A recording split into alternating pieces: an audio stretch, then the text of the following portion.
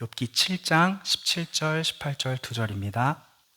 우리 함께 한 목소리로 합독하겠습니다. 시작. 사람이 무엇이기에 주께서 그를 크게 만드사 그에게 마음을 두시고 아침마다 권징하시며 순간마다 단련하시나이까.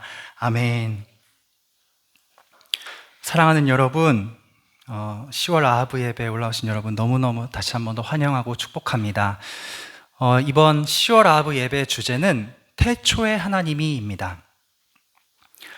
온 천지 만물을 창조하신 그 창조주 하나님, 또한 우리 생명 하나하나를 손수 창조하신 그 하나님의 사랑을 찬양하는 예배를 우리가 드리고 있습니다. 이 주제는요, 여러분, 어디서 왔냐면 당연히 하나님의 말씀에서 왔는데, 특별히 욥기에 기록된 하나님의 말씀으로부터 이 주제가 나왔습니다.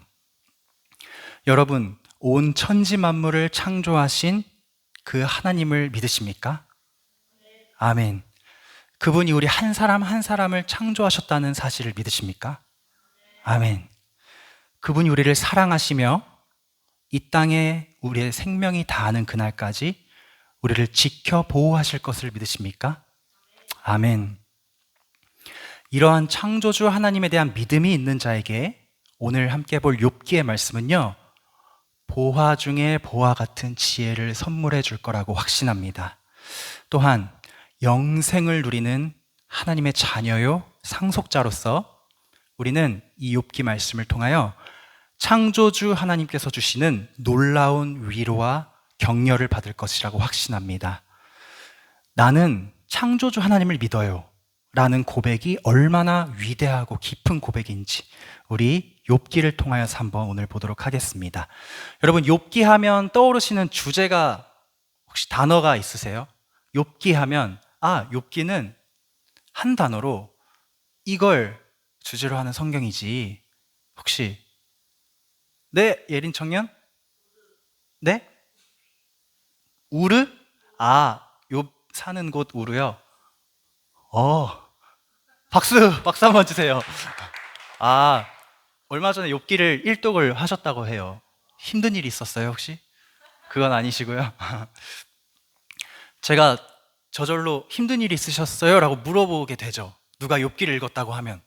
여러분도 그렇지 않으세요? 누가 와서 나 어제 욥기 1장부터 42장까지 읽었다? 라고 하면 뭐라고 하실 것 같아요? 무슨 일이 있어? 라고. 왜냐하면 여러분, 욥기 하면 딱 떠오르는 주제가 바로 고통의 문제. 욥은 고난의 대명사잖아요. 믿는 사람들뿐만 아니라 믿지 않는 사람들 중에서도 각 종교마다 갖고 있는 경전을 이렇게 흥미로워하는 사람들이거나 아니면 철학자들이거나 책에서 뭔가 지혜를 얻기 좋아하는 사람들은요, 욥기를 한 번쯤은 읽고 지나갑니다. 그런데 여러분, 욥기가 굉장히 읽기가 쉽지가 않습니다. 제 개인적으로 그렇게 생각합니다. 쉬우셨나요, 예린 청년? 어려웠죠, 역시. 왜 어렵냐면 여러분, 욥기가 42장까지 있는데 분량이 일단 적지 않고요. 그리고 글 자체가 안 읽힙니다. 제가 아마 이 생각을 많이 해봤는데, 교회에서 설문조사를 만약에 한다고 해볼게요. 여러분, 성경 중에 읽다가 제일 많이 포기한 성경이 어떤 것입니까? 물어보면 1위가 아마 레위기, 압도적인 1위가 레위기일 것 같고, 욥기가 2등 정도 하지 않을까 생각합니다. 더 떠오르는 게 있으세요? 요즘 복음서 읽고 계신 민호쌤? 네, 알겠습니다. 읽어봤어야 알죠. 장난입니다. 여러분, 그럼에도 불구하고 욥기는 너무너무 소중한 우리의 성경의 한 중요한 부분을 차지하고 있는 책이고요. 그리고 언젠가 여러분, 저주하는 거 아닙니다. 언젠가 우리 모두 다 눈물 콧물 다 쏟으면서 욥기를 펴서 읽으실 때가 반드시 올 것입니다. 저주가 아닙니다. 다시 한번 말씀드리지만 우리의 삶이라는 이 실제적인, 이 실존적인 것을 정직하게 대할 줄 아는 사람이라면, 그리고 하나님을 향한 믿음이 있는 사람이라면 어떠한 문제가 발생했을 때 성경에서 하나님 말씀에서 답을 찾고자 하잖아요. 그런데 우리 앞에 다가오는 우리가 도저히 감당할 수 없는 큰 고난이 올 때 우리는 욥기를 펼쳐서 읽게 됩니다. 저는 자발적으로 성경을 펴서 읽었던 첫 책이 욥기였습니다. 제 딴에는 아주 힘들고 어렵고 고통스러운 상황이었거든요. 제 수준에서는. 어느 정도였냐면, 과연 살아가는 게 행복할까? 내가 태어나지 않고 나라는 생각과 사유가 없는 것이 행복했을까? 이런 고민을 한 적이 있습니다. 내가 이 땅에서 태어나서 생명을 받고 살아가는 것이 행복할까? 아니면 만약에 내가 태어나지 않았더라면, 내가 무였다면, 나라는 존재가 없었다면 둘 중에 뭐가 더 행복일까?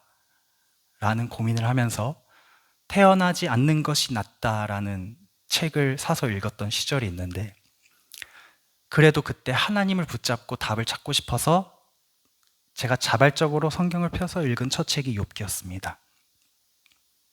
못 알아들었습니다. 무슨 말인지. 너무너무 어려웠습니다. 그래서 제가 욥기를 정말 많이 읽어봤는데 아직도 그 오묘한 뜻을 다 알지는 못할 것 같습니다.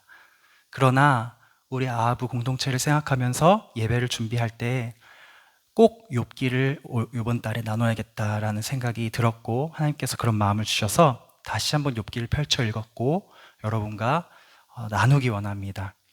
욥기를 안 읽어본 분도 혹시 계실지 몰라서 제가 욥기를 1장부터 42장 전체 내용을 최대한 요약해서 중요한 것만 말씀드리도록 하겠습니다. 자, 제 1막입니다. 왜 웃으세요? 각오하셔야 될 것 같습니다. 제 1막 배경은요, 하늘에 있는 하나님 왕국에서 열린 천상회의가 배경입니다. 온 우주의 왕이신 하나님이 계시고 그 앞에 천사들이 서 있습니다. 일렬로 쭉. 그런데 그 천사들 가운데 사탄도 서 있었습니다. 하나님께서 사탄에게 말씀하십니다. 너는 뭐 하다가 왔니? 사탄이 대답합니다. 저는 이 땅을 여기저기 돌아보고 왔습니다. 아, 그래? 그럼 너 혹시 나의 종 욥을 주위에서 보았니? 욥처럼 온전하고 정직하고 나를 경외하고 악에서 떠난 자가 또 없어. 너 봤어? 이것이 욥기의 시작입니다, 여러분. 천상회의에서 하나님과 천사들이 회의하고 있는 자리에서 가운데 껴있는 사탄에게 하나님께서 물으시는 겁니다. 우리 욥 좀 봐라. 너무너무 훌륭하지 않니? 여러분, 사탄은 자기 사명이 분명한 사명이 있습니다. 무엇이냐면 사람들을 감시하고 고발하는 것이 사탄의 사명입니다. 우리가 조금이라도 뭔가 죄를 짓거나 잘못하면 사탄이 후다닥 달려와서 다 적어서 하나님께 보고하는 것, 그것이 사탄의 사명인데요. 사탄은 하나님과 우리의 관계를 어떻게든 끊어내려고 하는 존재입니다. 그런데 여러분, 그런 사탄 앞에서 하나님이 지금 욥을 자랑하시는 겁니다. 너 내 종 욥을 주위에서 보았니? 그처럼 훌륭한 자가 없다. 사탄이 자극을 받았을까요? 안 받았을까요? 당연히 받았죠. 사탄의 고발 본능이 발동합니다. 하나님, 저도 욥이란 사람 압니다. 잘 알고 있습니다. 그런데요, 하면서 이제 고발을 시작합니다. 그 고발 포인트가 너무너무 중요하기 때문에 우리 한번 그 사탄의 욥을 고발하는 포인트가 뭔가, 욥기 1장 9절 개역개정으로 한번 세 번역으로 한번 읽어보겠습니다. 먼저 위에 거 시작. 욥이 어찌 까닭 없이 하나님을 경외하리까. 좀 쉽게 풀면 아래 거 하나 둘 셋. 욥이 아무것도 바라는 것이 없이 하나님을 경외하겠습니까? 이것이 사탄이 욥을 고발하는 첫 번째 포인트입니다. 하나님, 욥이 아주 훌륭하고 정직하고 하나님을 경외한 거 알겠습니다. 그런데요, 욥이 어찌 까닭 없이 하나님을 경외하겠습니까?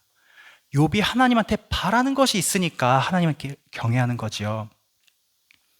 그러므로 하나님, 욥과 욥의 가족들과 욥의 모든 소유, 하나님께서 주신 그 모든 복을 지금 이 순간 치셔서, 하나님이 울타리로 둘러주신 그 욥의 보호막을 치셔서 욥이 하는 일마다 다 안 되게 하시고 모든 것을 다 잃어버리게 하신다면 과연 그가 그래도 하나님을 경외할 것 같습니까? 라고 고발합니다. 이 발칙한 사탄의 도전에 대해서 우리 하나님은 어떻게 대답하셨으면 좋겠다고 우린 기대합니까? 이 자식, 어디 새치 혀를 내 앞에서 돌리냐고 하면서 꾸중하시면서 내가 아끼는 욥을 괴롭히려고 네가 별수작을 다 부리는구나 하면서 저희 구석에 가서 찌그러져라고 했으면 좋겠는데, 우리 하나님께서 사탄에게 이렇게 말씀하십니다. 내가 욥의 소유물을 다 너의 손에 맡기노라. 다만 그의 몸에는 손을 대지 말아라. 하나님이 사탄의 도발에, 도전에 응하셨습니다.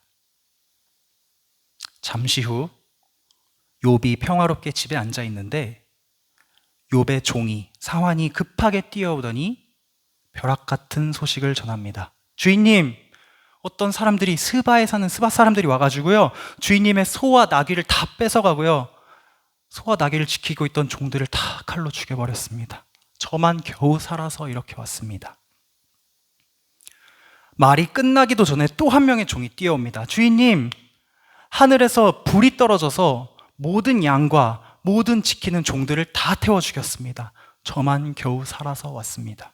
말이 끝나기도 전에 또 한 명의 종이 와서, 주인님, 갈대아 사람들이 와서 모든 낙타와 지키는 종들을 칼로 죽이고 저만 겨우 살았습니다. 주인님, 주인님의 자녀들이 첫째네 집에 다 모여서 잔치를 하고 밥을 먹는데 집이 갑자기 무너져서 그 자식들이 다 깔려 죽었습니다.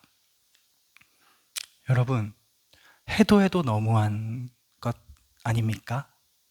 어떻게 한순간에 내 소유물까지는 오케이라고 해도 10명의 자식들이 일순간에 건물에 깔려서 죽어버리는 이 슬픈 소식을 욥이 듣습니다.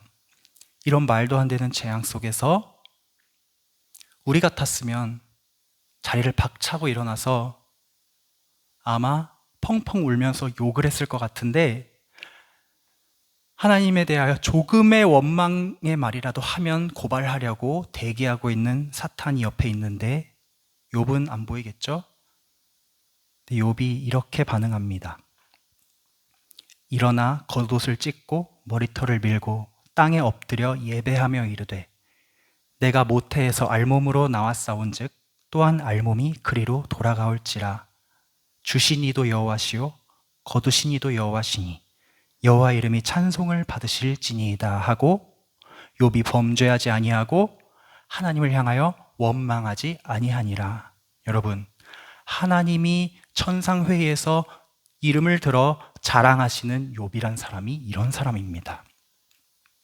욥은 하나님의 자부심입니다. 완전한 의인입니다.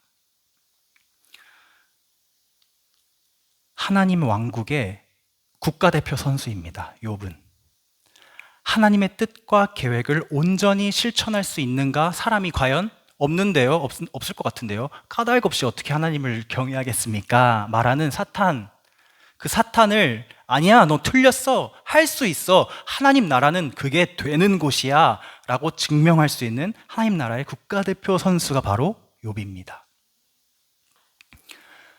이것이 1막입니다, 여러분. 욥기 1막이 우리에게 이렇게 질문합니다. 이 성경을 읽는 하나님을 믿는 독자 여러분, 욥이란 사람이 여러분과 똑같은 사람인데 하나님은 이 욥을 이 정도 높은 수준의 기가 막힌 영광의 자리에까지 기대하고 믿고 계십니다. 하나님이 그런 여러분을 믿어주실 수 있을까요? 없을까요? 여러분도 욥처럼 그 영광의 자리에 올라갈 수 있는 사람일까요? 아닐까요? 이런 질문을 욥기 1막에서 우리에게 던지고 이제 2막으로 넘어갑니다. 사탄이 패배했죠. 그래서 사탄이 두 번째 고발을, 포인트를 들고 하나님 앞에 나옵니다. 우리 두 번째 사탄의 고발 포인트 한번 읽어보겠습니다. 개역개정부터 시작. 가죽으로 가죽을 바꾸오니 사람이 그의 모든 소유물로 자기의 생명을 바꾸올지라. 세 번역으로도 읽어보겠습니다. 가죽은 가죽으로 대신할 수 있습니다. 사람은 자기 생명을 지키는 일이면 자기가 가진 모든 것을 버립니다. 저는 가죽으로 가죽을 바꾸오니라는 말이 너무너무 이해가 안 됐었어요. 욥기를 10번 읽으면 10번 다 짜증나 하고 넘어갔던 그런 문장인데, 공부를 좀 해보니 내용을 다는 모르겠지만 속담이라고 합니다. 고대 근동 저 지역에 아주 많이 쓰이는 속담인데, 세 번역에 그 힌트가 좀 있습니다. 사람은 다 소중히 여기지만, 소유물도 소중하고 다 자녀도 소중하지만 결국 자기 몸뚱아리가 제일 소중하다라는 말입니다. 즉 지금 사탄은 하나님, 욥이 받은 복을 다 치셨지만 욥이란 존재 자체의 울타리, 그의 살과 피를 멀쩡하게 남겨두시지 않았습니까? 뼈와 살을 친다면, 욥의 뼈와 살을 친다면 그가 반드시 하나님 앞에 원망하고 욕할 것입니다. 이렇게 고발합니다. 하나님이 해봐. 다만 그의 생명은 해하지 말지니라. 잠시 후 사탄이 욥을 쳐서 욥의 발바닥에서 정수리까지 종기가 납니다.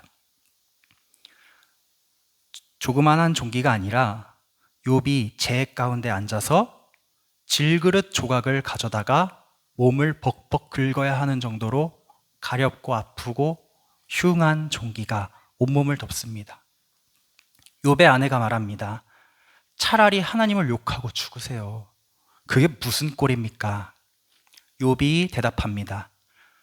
우리가 하나님께 복을 받았는데 하나님께 화도 받을 수 있지 않겠습니까? 어리석은 말 하지 마십시오. 그렇게 욥이 입술로 범죄하지 아니하니라. 다시 한번 말씀드립니다. 하나님이 자랑하시는 하나님의 자부심 욥이 이런 사람입니다. 욥은 의인입니다. 욥기 처음부터 끝까지 의인입니다. 그래서 우리가 나중에 42장에서 욥이 회개할 때 그럼 그렇지, 아무리 의인이라고 해도 그에게 죄가 있었지, 이것은 욥기의 의도가 아닙니다. 욥은 처음부터 끝까지 온전한 의인이었습니다. 그럼 욥이 한 회개는 무엇일까? 그것을 위해서 우리가 지금 달려간 중이니 여러분 조금만 기다려주시기 바랍니다. 말씀드린 것처럼 사탄의 고발 포인트는 중요한 부분이 이거였습니다. 욥이 까닭 없이 바라는 것 없이 하나님을 경외하겠습니까? 그런데 욥이 모든 것을 다 잃었는데도 불구하고 여전히 하나님을 경외하는 모습, 사탄이 패배했죠? 사탄이 이제 안 나와요. 욥기에서 패배했기 때문에. 근데 이제 누가 찾아오냐면 욥의 친구들이 찾아옵니다. 저는 욥기를 보면서 사탄은 좀 귀엽더라고요. 뭔가 귀엽지 않습니까? 근데 친구들은 진짜 죽이고 싶어요. 누가 사탄인지 모르겠어요. 그래도 여러분, 이 친구들 뭐라 할 수 없는 게 멀리서 약속까지 해가면서 찾아와서 욥을 위로하겠다고 와가지고요. 욥, 우리 왔어. 어딨어? 욥 어딨지? 욥 어딨지? 나 여기 있어. 욥을 못 알아봤어요, 친구들이. 왜냐? 종기가 온몸을 덮었지 않습니까? 알아볼 수도 없을 정도의 그런 고통을 받고 있는 욥을 보자마자 이 친구들이 어떤 반응을 보이냐면 일제히 소리를 질러 울며 각각 자기의 겉옷을 찢고 하늘을 향하여 티끌을 날려 자기 머리에 뿌리고 밤낮 7일 동안 그와 함께 땅에 앉았으나 욥의 고통이 심함을 보므로 그에게 한마디도 말하는 자가 없었더라. 7일 동안 아무 말도 없이 욥 옆에서 같이 울어주었습니다. 친구들이요. 훌륭하지 않습니까? 여러분, 너무나도 슬픈 장면이잖아요. 하나님을 그토록 경외하는 욥이 이런 고통과 어려움을 당해서 친구들과 함께, 자식들도 다 잃고 아내는 나에게 욕하고 죽으라고 하고 모든 나의 울타리, 나의 살과 뼈마저도 망가지고 아무것도 의지할 수 없는 상황에서 친구들이 그래도 찾아와서 막 7일 동안 울고 있는 이 장면. 사람에게 이보다 더한 고통이 어디 있습니까? 여러분, 선하신 하나님께서 이 세상을 창조하셨는데 왜 이 세상에 도대체 고난과 고통과 아픔이 존재합니까? 그리고 이 고통이 왜 하나님을 경외하는 사람을 피해가지 않고 오히려 직격탄으로 때리는 것 같은 세상입니까? 까닭 없이 바라는 것 없이 하나님을 경외하는 시험을 당당히 통과한 욥인데 그럼 이제 회복시켜 주셔야 되는 거 아닙니까? 그런데 여러분, 이 고통이 조금도 덜어지지 않고 계속됩니다. 정확히 얼마나 길게인지는 성경에 나오지 않지만 욥이 정말 참을 수가 없어서 울분을 터뜨리면서 아까 제가 말한 것처럼 태어나지 않는 것이 나았던 것 같아. 자기 생일을 저주하는 데까지 그 고통이 지속됩니다. 그래서 여러분, 욥기 2장까지는요 욥의 완전함을 보여주지만 3장으로 넘어가면 바로 3장 1절에서 2절에서 이렇게 시작됩니다. 욥이 자기 생일을 저주하니라. 억눌러 왔던 것 같아요. 욥도 사람인지라. 이 울분이 이제 터져버리는 거예요. 한계가 와서 걷잡을 수 없이 폭주하기 시작합니다. 3장 내내 거의 뭐 시를 써가면서 자기 생일을 저주해요. 내 엄마가 나를 배웠을 때 차라리 그 안에서 내가 죽었더라면. 창조주 하나님을 믿는 사람으로서 입에 담을 수 없는 말을 3장 내내. 그러자 조용히 옆에서 같이 울어주고 있던 친구들이 입을 이제 하나 둘 열어서 어떻게든 이 상황을 욥에게 설명해 주려고, 위로해 주려고 시도를 하게 됩니다. 여러분, 만약에 여러분이 지금 욥 같은 친구 옆에 있다면 어떤 말을 해주시겠습니까? 믿음의 공동체 안에서 위로할 일이 많죠. 고난받고 고통받은 지체들을 찾아가서 함께 울어주고 위로해야 하는 것이 우리의 중요한 주님 주신 사명 중 하나인데, 여러분, 욥 같은 상황에 있는 친구가 지금 내 곁에 있다면 무엇라고 말을 해주시겠습니까? 이 고통의 문제에 대한 그리스도인들이 가지고 있는 전통적인 정답은 이것입니다.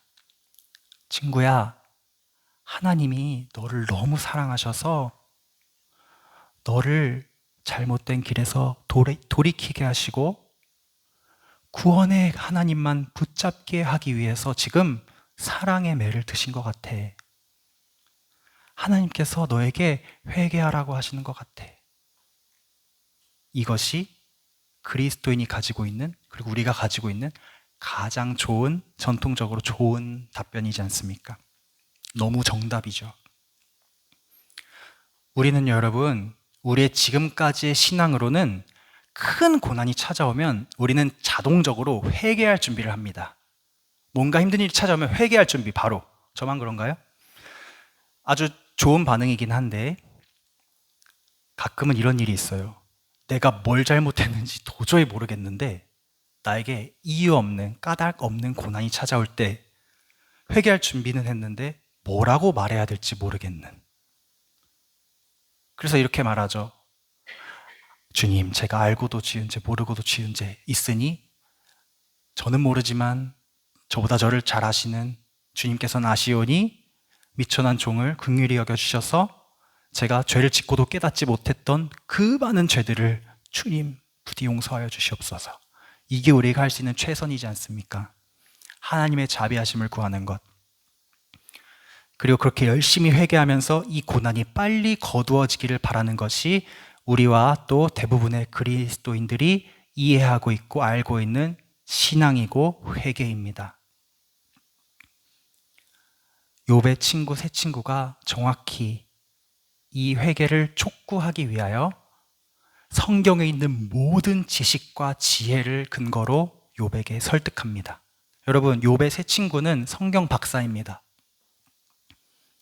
말 한마디 한마디가 성경의 인용이고요. 유대에 있는 모든 지혜서에 인용되는 지혜의 말들을 다 모아서 욥에게 충고합니다. 첫 번째, 대만 사람 엘리바스라는 친구가 욥에게 이렇게 말합니다. 참고로 대만은 여러분 성경에 지혜의 동네로 알려져 있어요.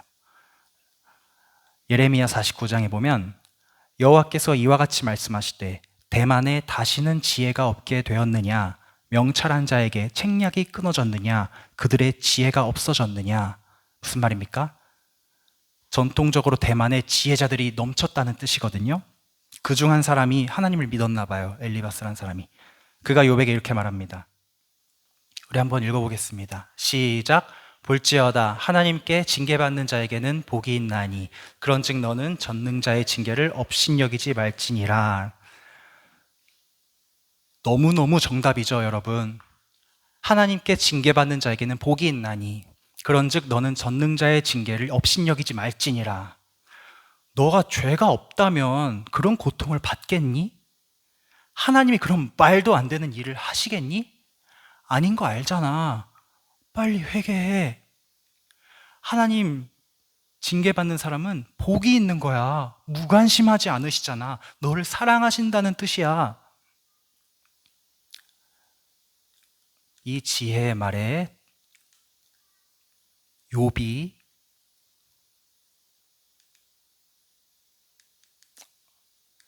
이렇게 대답합니다. 죄송합니다, 여러분. PPT가 안 들어가 있는데 너무 중요한 부분이라서 우리 욥기 6장을 한번 펼쳐보겠습니다.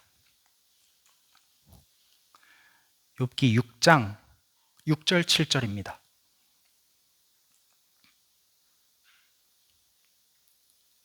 욥기 6장 6절 7절 함께 읽어보겠습니다. 시작. 싱거운 것이 소금 없이 먹히겠느냐, 닭의 흰자위가 맛이 있겠느냐.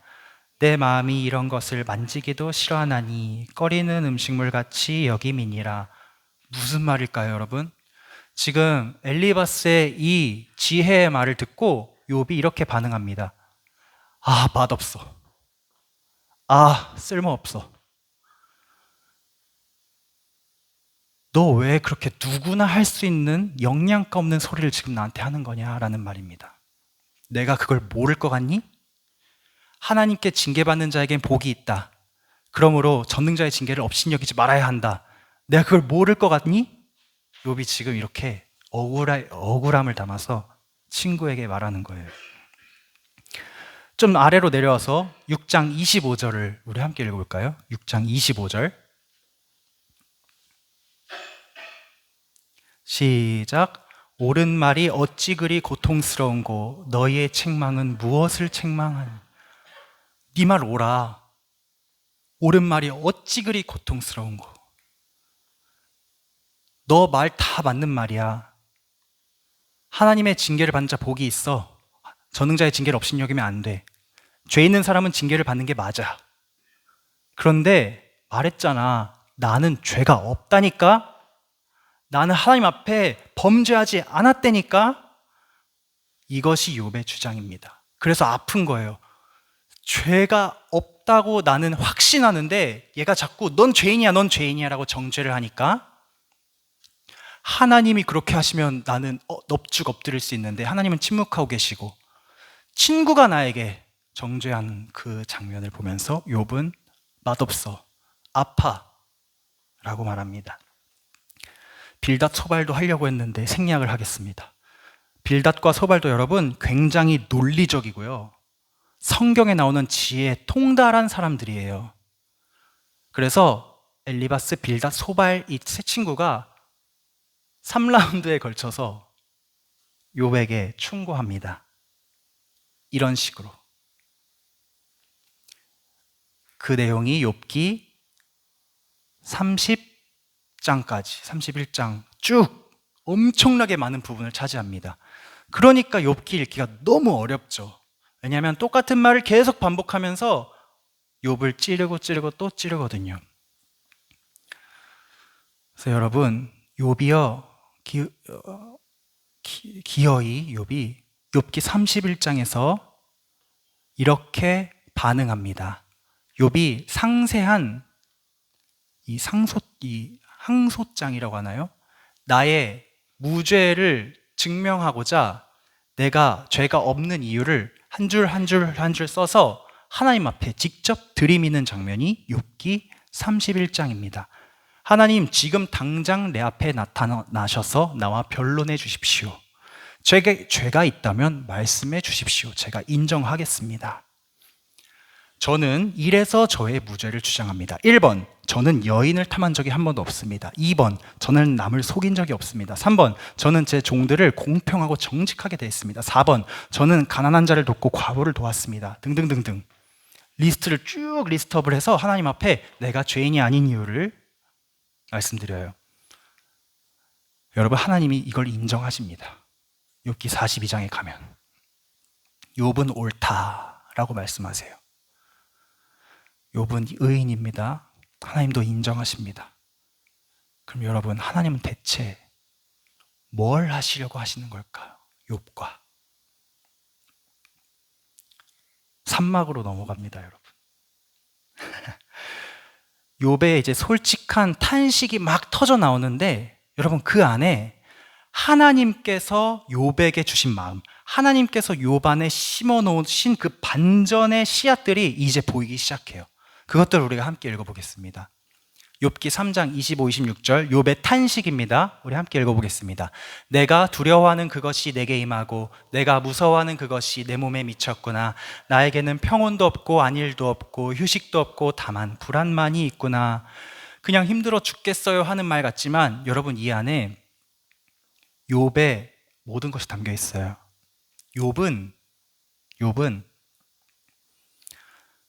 너무 불안한 삶을 지금까지 살아왔던 겁니다. 온전하고 의인이고 하나님을 경외하는 삶.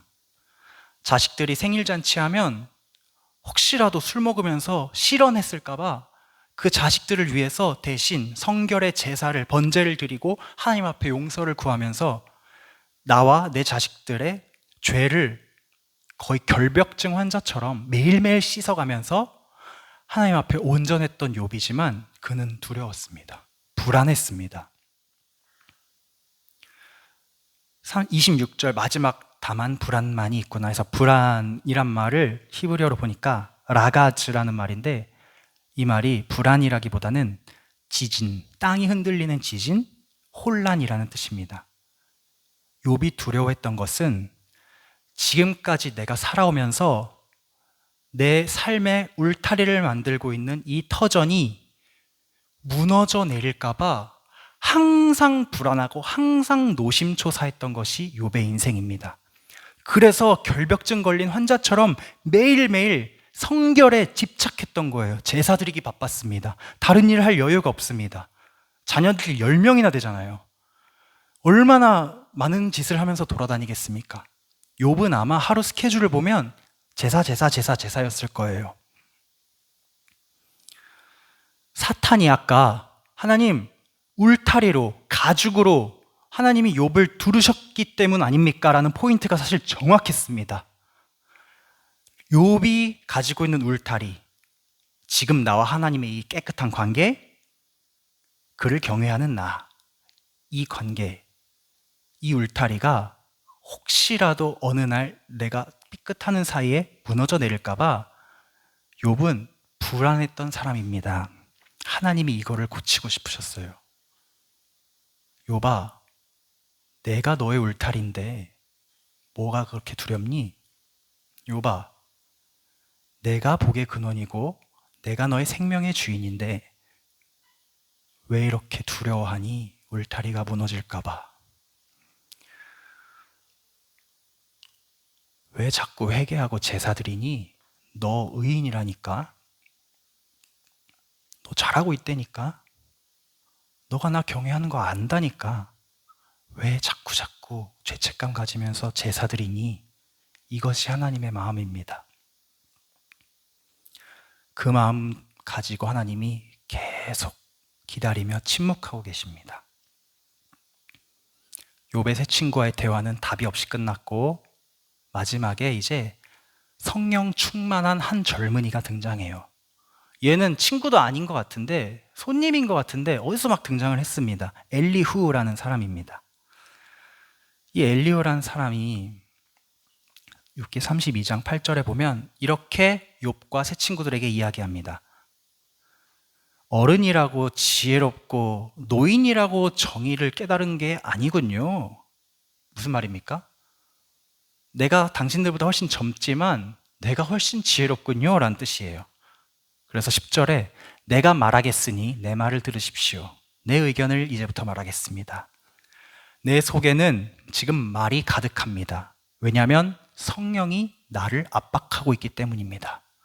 엘리후가 자기는 진짜 성령 충만한다고 확신을 가지고 지금 이 욥과 세 친구의 끝없는 대화를 끝내겠다고 이 전쟁을 끝내러 왔다. 종결자로서 와가지고 이렇게 이야기합니다. 욥 어르신, 하나님은 권능을 가지신 전능자이십니다. 그분은 하늘 높이 계십니다. 누가 그분의 교훈을 다할 수 있겠습니까? 하나님은 높으신 위대하신 분이십니다. 우리는 그를 알 수 없습니다. 우리는 그의 영원한 횟수도 헤아릴 수 없습니다. 한낱 인간이 어떻게 하나님을 알고 그의 정의를 판단하겠습니까? 사람이 어떻게 하나님, 위대한 하나님께 다가가서 만나고 교제를 하겠습니까? 하나님이 하시는 일이라면 무조건 받아들이십시오. 그것이 지혜입니다.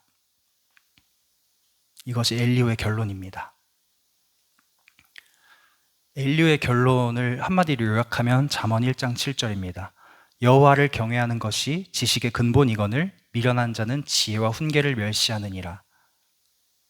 즉 이해 안 되는 것은 포기하라는 것입니다. 하나님이 주신 만큼만 이해하고 하나님이 알게 하신 것만 알고 그저 하나님 경외하면서 신뢰하면서 나아가는 것이 지식의 근본이다. 이렇게 잠언 1장 7절 소중한 진리를 욥을 공격하는 데 사용했습니다. 생략했지만 여러분, 엘리바스는 엄청 신비한 영적 체험을 한 사람이거든요. 하나님의 음성인지 아닌지는 분별해야겠지만 음성을 들은 사람이에요. 엘리바스는 자기의 영적 체험을 통해서도 욥을 설득합니다. 빌닷은요, 조상들로부터 전해 내려온 그 신앙의 전통에 능통한 사람이에요. 그래서 이 전통들을 가지고 욥을 설득하고요. 소발은 하나님의 섭리와 지혜를 굉장히 신뢰하고 강조하는 사람이에요. 그래서 하나님의 섭리라는 주제를 가지고 욥을 설득합니다. 엘리후는 자기가 성령 충만하다고 확신하는 사람이에요. 그래서 성령 충만을 근거로 욥을 설득합니다. 그런데 욥에겐 그게 다 틀린 얘기였습니다. 안다니까, 안다니까. 내가 너희가 말한 그대로 누구보다도 그렇게 살았다니까. 지금 너희들은 이러쿵저러쿵 남 얘기하고 성경 얘기하지만 나는 지금 내 삶의 문제라니까, 내 실존의 문제라니까. 왜 남 얘기하듯이 그렇게 모질게 옳은말이랍시고 나를 찔러대는 거야? 친구란 놈들이. 이로써 욥의 모든 울타리가 이제 깨졌습니다. 가족, 소유, 집, 친구, 건강. 욥은 이제 아까 말했듯이 알몸으로 모태에서 나온 것처럼 아무것도 없는 단 1ml의 방어막도 둘러지지 않은 취약한 그런 상황이 되었습니다. 사랑하는 여러분, 일반적인 신앙 상담을 하는 그런 경우 말고요, 누군가 여러분에게 찾아와서 자신이 지금 삶의 터전이 완전히 와르르르 무너지고 있는 경험을 하는 사람이 있잖아요. 자신의 울타리가 완전히 깨져버리고 혼란 속에 들어가고 있는 사람이 있잖아요. 그런 사람들과 함께 있을 때에 절대로 나의 영적 체험으로도, 신앙의 전통으로도, 교리로도, 성경 지식으로도, 나의 영적인 충만함을 근거로도 판단하거나 정죄하지 마시기 바랍니다. 왜냐하면 욥기 42장에서 하나님이 그것을 옳지 못하다, 죄다라고 말씀하세요. 옳은 말을 했지만 죄일 수 있습니다. 여러분, 자기 울타리를 지금 잃어버리고 하나님의 허락하심 아래서 모든 것이 깨어져서 흔들리는 그 사람은요, 지금 죄를 지은 것이 아니라 하나님이 더 크게 펼쳐놓으신 울타리, 미지의 세계로 들어가고 있는 중이에요. 그 사람을 자꾸 끌어내려고 하면 안 됩니다. 그를 지지해주고 위에서 기도해주고 같이 울어주고 하나님만 바라볼 수 있도록 나는 잠시 떨어져 있는 것, 그것이 우리 할 일일 줄 믿습니다. 여러분, 여전히 우리는 궁금합니다. 그럼 하나님은 대체 욥에게 무슨 일을 행하시려고 하는 걸까? 마지막입니다. 하나님이 드디어 욥 앞에 나타나십니다. 하나님께서 침묵을 깨고, 긴 침묵을 깨고, 제가 생각해 보니까 하나님이 침묵하신 게 아니라 친구들이 말이 너무 많았어요. 욥이랑 친구들이. 어쨌든 엘리후의 마지막 말, 우린 하나님을 알 수 없어, 우린 하나님 만날 수 없어, 우린 그분께 다가갈 수 없어 하자마자 하나님이 확 나타나세요. 폭풍우 가운데서 나타나서 욥에게 이렇게 말씀하십니다. 하나님의 첫 욥을 향한 말씀, 우리 한번 읽어보겠습니다. 위에 거부터 시작. 너는 대장부답게 허리를 묶고 내가 내게 묻는 것을 대답할지니라. 세 번역으로도 읽어보겠습니다. 이제 허리를 동이고 대장부답게 일어서서 묻는 말에 대답해 보아라. 하나님은 친구들의 모든 그 지혜와 충고, 그것 다 헛것이고 무지한 것이라고 선언하신 후에 욥에게 이렇게 말씀하세요. 욥아, 대장부처럼 허리를 묶고 일어나서 내가 내게 묻는 것을 답하여라. 그리고 욥을 데려다가 하나님께서 하나님이 지으신 이 넓은 창조 세계 속에서 그동안 욥의 눈과 귀와 마음과 생각이 한 번도 닿지 않았던 미지의 세계로 하나님이 끌고 다니십니다. 뛰노는 동물들 중에 욥이 한 번도 본 적 없는 동물들, 이름만 알았지 쟤네가 뭐하고 사나 한 번도 관찰도 해보지 못했던 동물들, 맨날 날아다니는 것만 봤는데 새들이 못 나는 새도 있네, 근데 달리기는 엄청 빠르네, 저건 새야 뭐야? 세상에 신기한 것들이 너무 많은데 하나님이 그걸 다 보여주시면서 설명해 주세요. 야야, 타조는 말이야 알을 낳고 나서 알을 진짜 막 다뤄. 보통 알을 낳으면 소중히 품어야 되잖아요. 근데 타조는 알을 낳고 막 다룬대요. 왠지 아니? 내가 타조에게 지혜를 주지 않았기 때문이야. 근데 타조가 한 번 뛰기 시작하잖아. 그러면 너는 당연히 타조를 못 잡고 말도 타조보다 느릴 때가 있어. 너 들소를 길들일 수 있겠어? 들소한테 쟁기를 매어서 네 밭일을 시킬 수 있겠어? 절대 못해. 한참 동안 이렇게 하나님의 창조의 세계를 보여주신 후에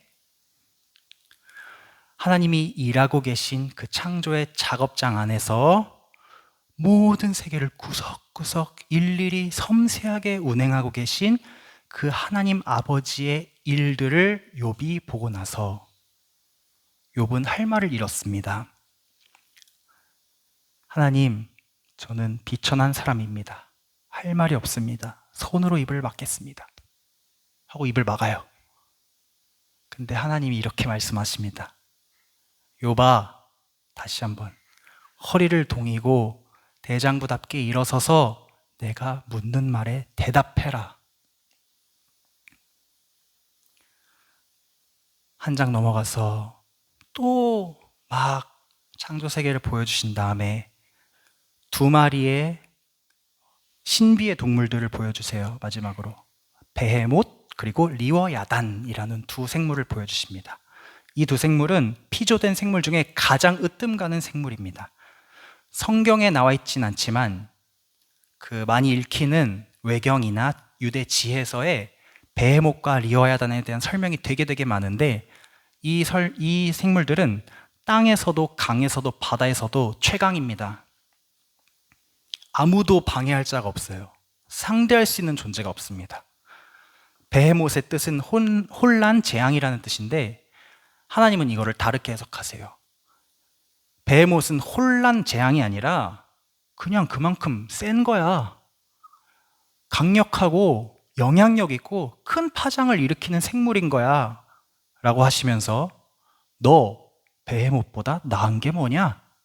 라고 말하십니다.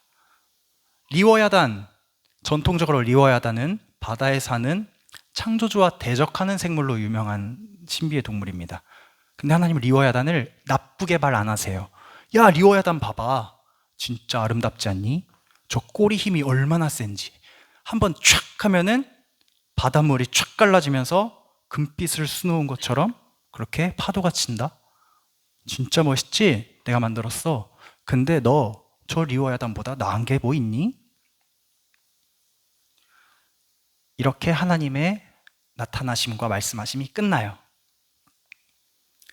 그리고 욥이 이렇게 하나님께 대답합니다.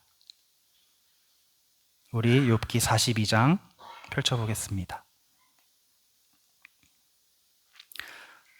욥기 42장 1절에서 6절까지 말씀을 함께 읽어보겠습니다. 욥기 42장 1절에서 6절입니다. 시작.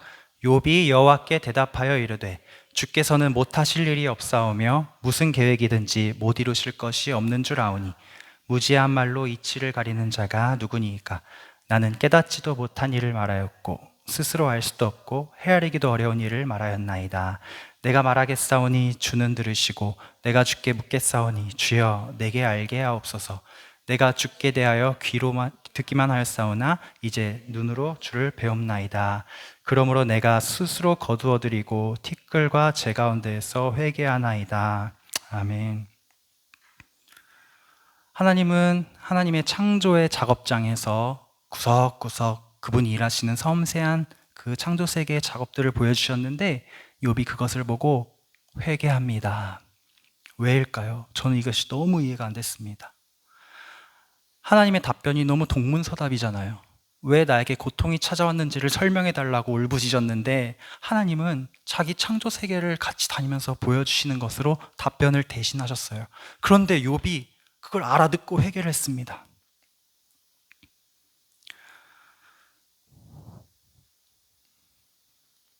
여러분, 욥이 이런 마음이 들었던 것 같아요.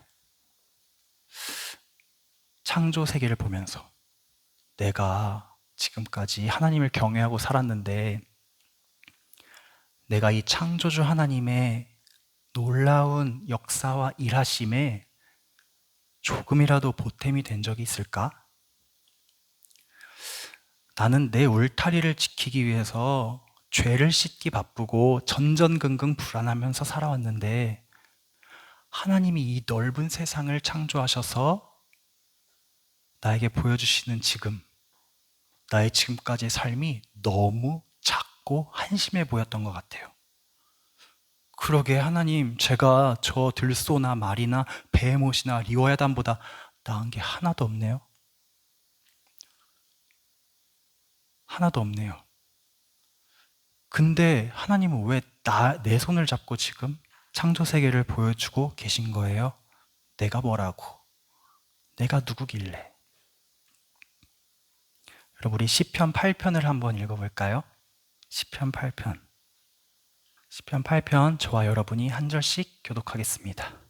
여호와 우리 주여, 주의 이름이 온 땅에 어찌 그리 아름다운지요. 주의 영광이 하늘을 덮었나이다. 주의 손가락으로 만드신 주의 하늘과 주께서 베풀어 두신 달과 별들을 내가 보오니 그를 하나님보다 조금 못하게 하시고 영화와 존귀로 관을 씌우셨나이다. 곧 모든 소와 양과 들짐승이며 여호와 우리 주여, 주의 이름이 온 땅에 어찌 그리 아름다운지요. 이것이 지금 욥의 마음이고 고백이고요. 이렇게 창조 세계를 보며 고백하는 욥이 내가 울고불고 주님 앞에 탄식하고 원망했던 그 이전의 시간들이 당연히 떠올랐겠죠. 떠오르는 것이 회개의 시작이었을 텐데 여러분, 욥이 이렇게 주님 앞에 탄식한 적이 있습니다. 제가 읽어드리겠습니다. 욥기 7장 17절 18절. 사람이 무엇이기에 주께서 그를 크게 만드사 그에게 마음을 두시고 아침마다 권징하시며 순간마다 단련하시나이까. 오늘 본문인데요. 방금 읽은 말씀이랑 너무 비슷하지 않습니까? 똑같습니다. 시편 8편 4절 5절. 사람이 무엇이기에 주께서 그를 생각하시며 인자가 무엇이기에 주께서 그를 돌보시나이까. 그를 하나님보다 조금 못하게 하시고 영화와 존귀로 관을 씌우셨나이다. 욥의 탄식. 사람이 무엇이기에 주께서 그를 크게 만드사 그에게 마음을 두시고 아침마다 권징하시며 순간마다 단련하시나이까. 성경을 비꼬아가며 투정했던 욥이 하나님이 내게 직접 찾아오셔서 그분의 창조 세계를 보여주시고 내게 일어나라, 대답해라 라고 하시는 이 순간, 그동안은 신앙적인 고백으로만 했던 말씀이 실제가 되는 삶으로 지금 나아가고 있는 것입니다. 사람이 무엇이기에 나를 이토록 생각하시는가? 힘들 때는 사람이 무엇이길래 내가 뭐라고 자꾸 나를 괴롭히시나, 차라리 죽이시지 왜 아침마다 자꾸 나에게 죄책감을 주셔서 나를 단련하십니까? 관둡시다 라고 했던 욥이 사람이 무엇이기에 주께서 나를 생각하십니까? 이렇게 욥이 조금씩 하나님의 마음을 알아갑니다. 여러분, 욥은 욥기에서 하나님께 혼난 적이 한 번도 없습니다. 욥은 지금 혼나고 있는 게 아닙니다. 꾸중을 듣는 것이 아닙니다. 욥은 아버지 손에 이끌려서 그의 창조 세계를 여기저기 다니며 배우고 있습니다. 창조주 하나님이 하신 일들을. 왜 배우냐면 너도 해야 하니까. 너는 내 상속자니까. 리워야단, 베헤못, 아무리 힘세고 아무리 멋지고 아무리 혼란, 아무리 큰 파장, 재앙이라고 불릴 정도로 무서운 존재여도 나의 자녀는 너야. 나의 상속자는 너야. 보고 좀 배워라 라고 말씀하시는 겁니다. 욥은 지금 세상에서 가장 행복한 사람입니다. 여러분, 결정적으로 하나님이 욥에게 원하시는 그 당부가 욥기 40장 10절에 우리 함께 읽겠습니다. 욥기 40장 7절 시작. 너는 위엄과 존귀로 단장하며 영광과 영화를 입을지니라. 이것을 위하여 지금까지 1막, 2막, 3막, 4막 하나님이 모든 것을 하나님의 주권 아래에서 욥에게 허락하신 것입니다. 너는 위엄과 존귀로 단장하며 영광과 영화를 입을지니라. 위엄과 존귀라는 것은 분명한 정체성의 확립입니다. 너 의로운 자인 거 알고 있으니 이제 더 나아가서 창조주인 나의 자녀임을 깨달아라. 위엄과 존귀를 가진 사람이 되어라. 죄 씻는데 급급한 사람이, 불안한 사람이 아니라 당당하게 위엄과 존귀를 입고 창조주의 자녀로서 살으란 말이에요. 영광과 영화는 무엇이냐면 이제 앞으로의 일을 말씀하시는 거예요. 창조주의 상속자로 사는 그 삶을 너가 정말 살 때에 마침내 칭찬과 영광과 존귀를 얻게 될 것이므로 영광과 영화를 보면서 달려가라. 뒤를 돌아보지 말라는 거예요. 내가 뭘 잘못했는가? 왜 이런 고통이 있는가? 하나님이 나에게 왜 이런 일을 하시는가를 보지 말고 하나님이 지금도 창조세계에서 일하시는 모습을 보면서 따라하라는 겁니다. 왜냐? 나는 하나님의 자녀이고 상속자니까. 그러므로 욥의 내가 티끌과 제 가운데서 회개하나이다 라는 말은 하나님 저 잘못했습니다 용서해 주세요가 아니라 우리가 새롭게 얻어가야 할 회개의 또 다른 뜻입니다. 여러분, 구약 성경 안에서 티끌과 재가 같이 나오는 장면은 욥기랑 창세기 두 군데밖에 없는데, 창세기 18장 소돔을 심판하시는 하나님, 그분의 계획을 아브라함에게 말씀해 주시잖아요. 그래서 50명, 45명, 40명 의인이 있으면 그래도 멸하시겠습니까? 이때 아브라함이 자기 자신을 하나님 앞에서 제가 한 번만 더 물어볼게요. 죄송해요. 할 때 나를 티끌과 재라고 하거든요. 구약 성경에 이렇게 욥기랑 창세기 두 번만 나와요. 무슨 뜻이냐면 티끌과 재라는 것은 나는 하나님의 일하심을, 하나님의 정의를 논하거나 거기에 동참할 수 없는 미물입니다 라는 말이에요. 티끌과 재, 난 한심한 존재입니다 라는 뜻인데, 욥이 내가 티끌과 재 가운데에서 회개하겠습니다 라는 말은 하나님, 나는 티끌이 아니군요. 하나님, 난 한심한 사람이 아니군요. 하나님, 나는 하나님의 정의를 논할 수 있고 나는 하나님의 일하심에 동참할 수 있는 사람이군요. 내가 나의 존재에 대한 생각을 이제 다시 하겠습니다. 회개하겠습니다. 돌이키겠습니다. 나는 나를 한심한 사람으로만 봤는데, 죄를 씻는 것이 최고라고 봤는데 그것이 아니군요. 더 할 일이 있군요. 창조주 하나님의 자녀로서 나는 티끌이 아닙니다. 난 아버지의 아들입니다. 이것이 우리에게 욥기가 말씀하시는 회개입니다. 여러분, 말씀을 정리하고자 합니다. 예수 그리스도께서 이 땅에 오셔서 처음으로 하신 설교가 이것입니다. 때가 찼고 하나님의 나라가 가까이 왔으니 회개하고 복음을 믿으라.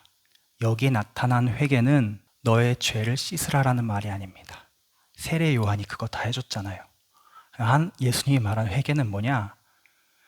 이 땅에 하나님의 나라가 정말 너희를 통해서 이룩될 수 있다는 것을 확신하고 하나님 나라의 국가대표처럼 살아라 라는 뜻이에요. 성경 대부분이 구속자이신 하나님의 초점이 맞춰져 있습니다. 선악과 이후부터 예수님 오시기 전까지. 이게 성경의 대부분이잖아요.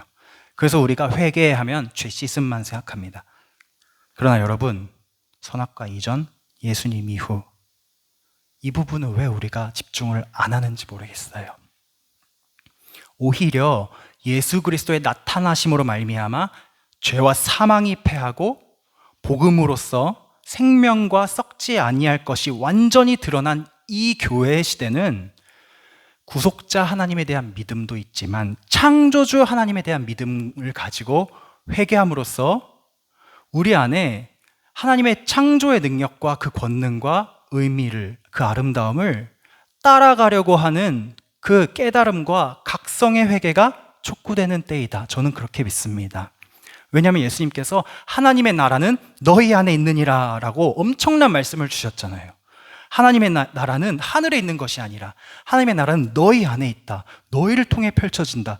너희가 하나님의 나라를 지금 이끌어가는 사람들이다. 예수님이 말씀하셨지 않습니까? 때가 찼다. 하나님의 나라가 가까이 왔다. 회개하고 복음을 믿으라.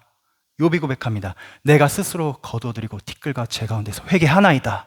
나라는 존재에 대해 다시 생각하겠습니다. 나는 상속자입니다. 나의 사명을 감당하기 위해서 이제 일어날 것입니다. 사랑하는 여러분, 하나님 아버지는 우리가 가장 어렵고 힘들고 아프고 우리 울타리가 다 무너져서 폐허가 되어버린 무너진 예루살렘의 성전처럼 남은 것이 하나도 없고 땅에 벌벌 기어가고 있는 그때에 우리에게 이렇게 말씀하세요. 일어나라, 빛을 발하라. 이는 내 영광이 내게 이르렀고 여호와의 영광이 내 위에 임하였음이니라. 맞나요? 이는 내 빛이 이르렀고 여호와의 영광이 내 위에 임하였음이니라. 우리가 가장 힘들 때 하나님은 늘 이렇게 말씀하세요. 일어나라. 일어나라. 내 묻는 말에 대답해라. 너가 대답해라.